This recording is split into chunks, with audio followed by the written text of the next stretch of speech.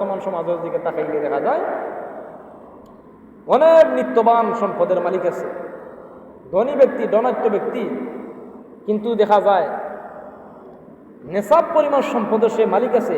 হিবায় মাত নাই, এর ফলে মাথা লাগে, জাকাত দেয় না। কিন্তু জাকাত না দেওয়ার কারণে কাল কিয়ামতের কঠিন ময়দানে তার জবাবদিহি করতে হবে।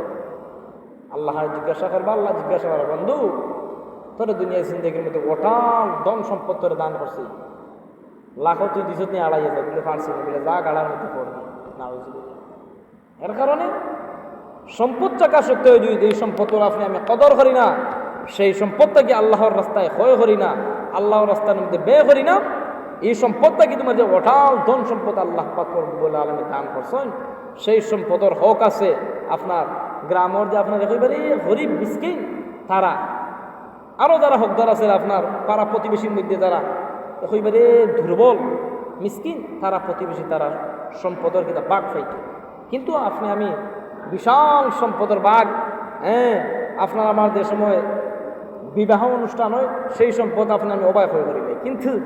ভাই একদিন জবাবদিহি করতে হবে কিয়ামতের কঠিন ময়দানে। ফার্স্টটা যে আমল সম্পর্কে আল্লাহ জিজ্ঞাসা করবো, ফার্স্টটা জিনিস সম্পর্কে, তোর মধ্যে ফার্স্টটার মধ্যে একটা হইল তোমার ধন সম্পদ দিয়ে আমি আল্লাহ যে দান করছি সেই সম্পদ কোথায় তুমি ব্যয় করছো, জবাব কিয়ামতের কঠিন ময়দানে কোনো মুসলমান